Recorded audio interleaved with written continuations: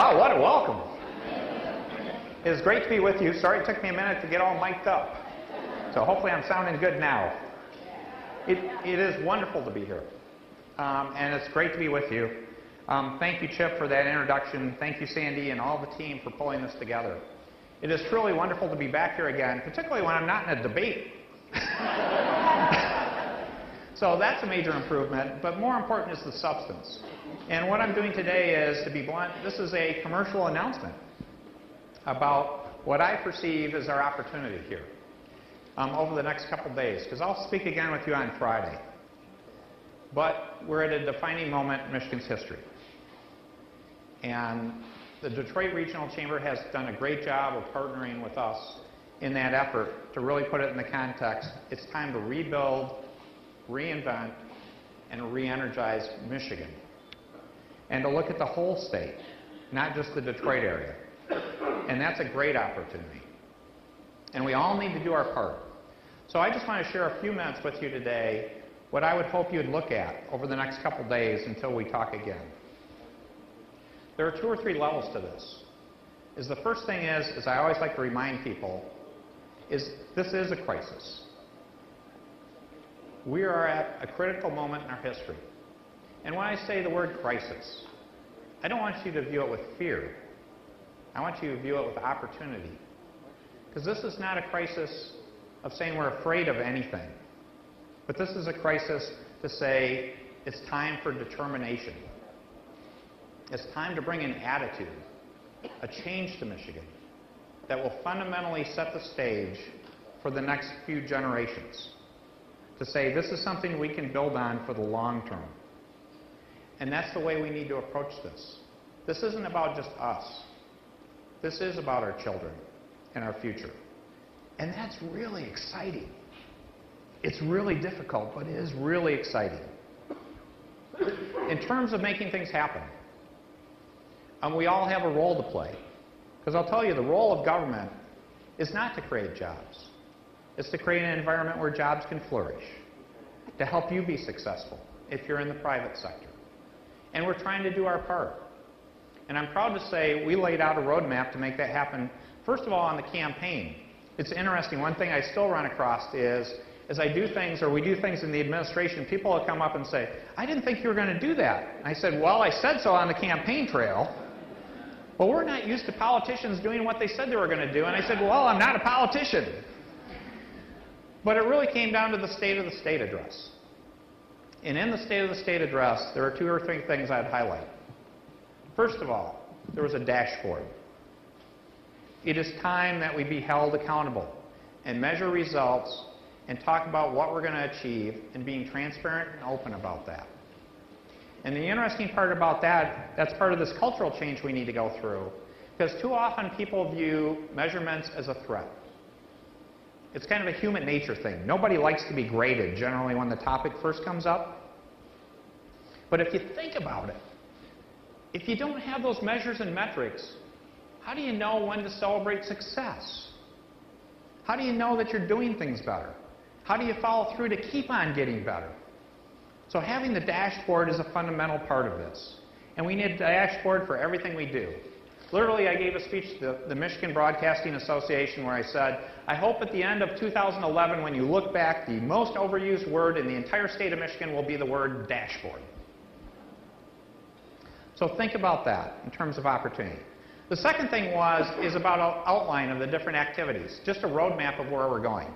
And the roadmap was as follows.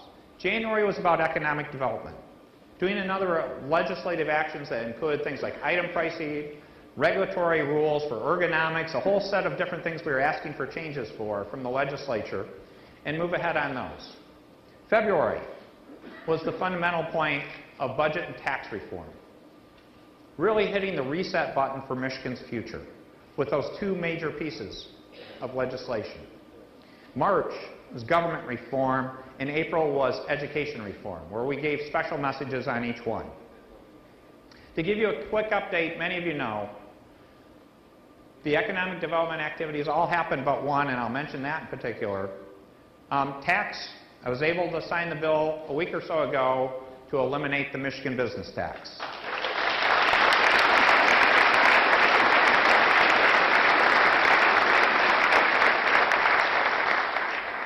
the dumbest tax in the United States is now dead.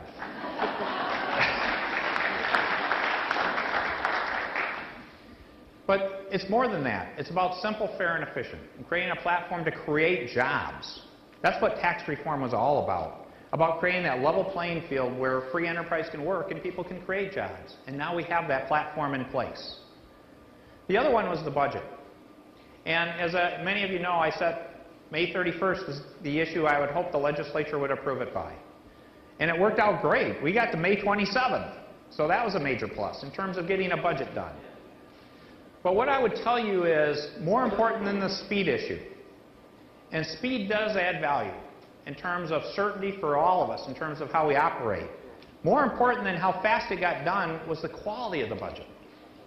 What I can tell you with pride is this is a structurally sound, balanced budget with no accounting gimmicks, not using one-time funds, and actually making payments down on our balance sheet liabilities, something that we've foregone and didn't do for too long.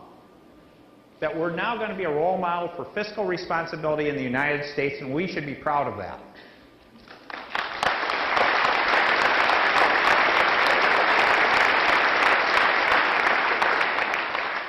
So we're moving ahead. Now we still have much to do. Government reform is taking place now. Education reform is critical. And I'll mention education reform in particular because if you think about it, 16% of our kids are college ready in Michigan. That's a travesty. And when you have someone come up to say, oh, we do a whole lot better, ask them the number. They might say it's 50%. That's still not good enough. The only number that matters is 100% for college ready or career ready. And that's that focus and attitude we have got to have. Let's not go for second best. Let's aim for being the best because we're talking about our kids. The most important thing we can discuss. And keep a focus on that. The other thing I want to mention is the one from January that we didn't get done. And that's great. I've got a button on already to support this one. It is time to build a bridge.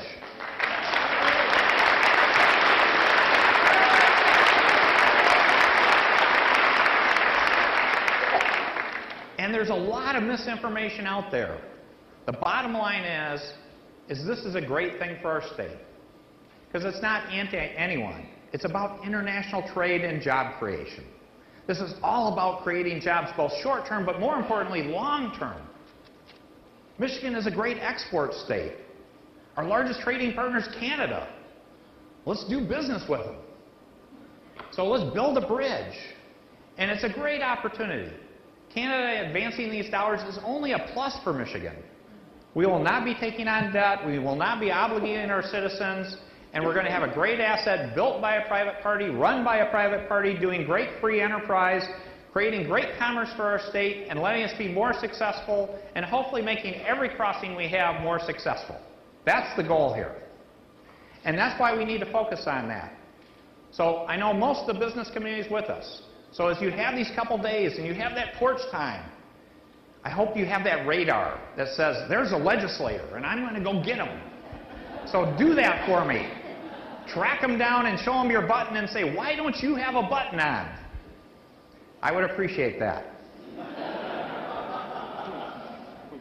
Now for the fall. We have a full agenda for the fall already. September is going to be health and wellness.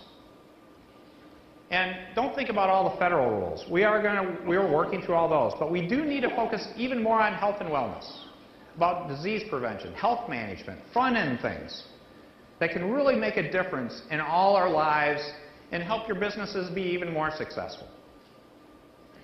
October, it's time for infrastructure. It's talked about roads, bridges, sewer, water, but also intellectual capital, broadband, about how we make those things happen better in our state. And then in November, I'm really excited about this one that is probably the newest that we haven't talked about enough, is talent. We don't talk enough about talent, and we don't do a very good job at talent in our state, nor does anyone else in the United States, in my view. I believe we have an opportunity to be an innovator and leader in the entire nation on talent. And what do I mean by that? We have some great programs, but most all of them is focused on the labor supply side. We have universities, community colleges, Michigan Works. They all focus on training people for positions. We spend very little time on the labor demand side. Where are the future jobs? Where are there opportunities? And how often are you asking your businesses, what's your 5- and 10-year labor needs? It doesn't happen enough. Some of our economic development groups ask, but it's not focused the right way. We need to improve the labor demand side, and then we're going to marry them together and do a matching of labor supply and demand, and finally help those kids and their parents understand future career opportunities, where opportunities really are, and how to build a career the right way. It's long overdue, and we're going to make that happen. So there are so many things to work on, but it's not just about government, it's about getting us all involved. And that's my call to action to you. If you're a private party, if you're in the private sector, what can you do? Well, the first thing I can say is grow your business. Do what you do best and don't get distracted by that. Grow your business and succeed. And through that, you'll create jobs. We know how that works. But focus in on that. But a couple other things to think about that you're going to hear about a message during this conference is, are there things we can do with your supply base to do more in Michigan? Or better understand we're missing competitive opportunities across the world if we look at our supply base differently and say, how can we fill those gaps, those holes? And be more successful by partnering and working together with people you know and trust. So think about the supply base analysis of all this and how you connect all those dots. And the other one is to market Michigan. Because the interesting part, I often say this when I run across people, and the reaction's almost always the same, is we get people coming to Michigan. They're all fired up until they come talk to a bunch of Michigan people. Come on, folks, we got to knock that off. We got to get some attitude here.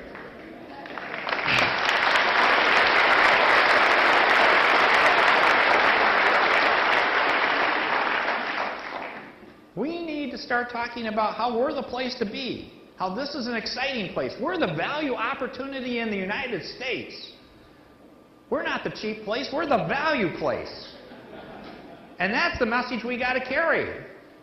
And you're the ambassadors to do that.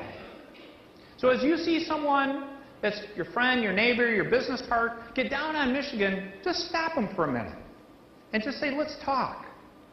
And when you really talk to them, they'll talk why they love being here. And again, that's that relentless positive action. Let's move from negative to positive. Now, for those of you in the nonprofit community, the same thing. We need to connect with our communities better. We need to understand that government is not the answer to all, but how do we do these public-private partnerships together? We need to take public-private partnerships to the next level. Because you're closer to the issues. You understand the people. People don't want to hear, I'm from Lansing and I'm here to help. We need to actually figure out how to connect people the right way to get people in the communities helping one another to create real success together. And we need to learn from one another. And there's a great opportunity to do that because we are a very giving, caring state. And we still have a lot of challenges. There are still many people suffering that we need to improve that in.